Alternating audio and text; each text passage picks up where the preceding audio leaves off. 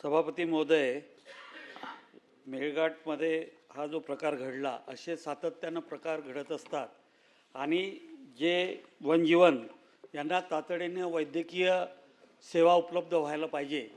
जर ते केंद्र जर पाहिलं आपण, पुनर्वसन केंद्र किंवा हे नागपूरला आहे, तर अमरावती विभागामध्ये अकोला, वाशिम, बुलढाणा, यवतमाळ, वर्धा ह्या जिल्ह्यामध्ये मेळघाट, काटेपूर्णा, ज्ञानगंगा, पैनगंगा, लोणार, इसापूर, टिपेश्वर, पोहरा, मालखेड हे सर्व वनक्षेत्र या अमरावती विभागामध्ये येतात. आणि इथं तातडीनं मानव संघर्ष आणि वनजीवन काही घडलं तर त्यांना वैद्यकीय सेवा मिळण्यासाठी एकदम नागपूरला जावं लागते. तर आम्ही गव्हर्नमेंटकडे एक प्रस्ताव दिलेला आहे की अत्याधुनिक समर्पित वनजीवन बचाव, उपचार व पुनर्वसन केंद्र हे अमरावती इथे बांबू गार्डन आहे, तिथं मोठी जागा उपलब्ध आहे.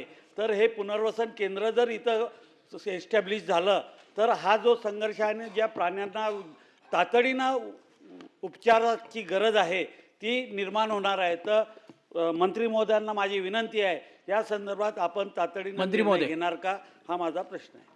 सन्मान्य सभापती महोदय, संजयजी खोडके सन्मानित सदस्य यांनी ही बाब या ठिकाणी प्रस्तुत केली. त्या बाबतीतलं पत्र सन्माननीय आमदार महोदया सुलभाताई खोडकेंनी मला दिलेलं आहे. ते त्यांना दाखवलेलं नसल्यामुळे त्यांनी प्रश्न उपस्थित केलेले आहे.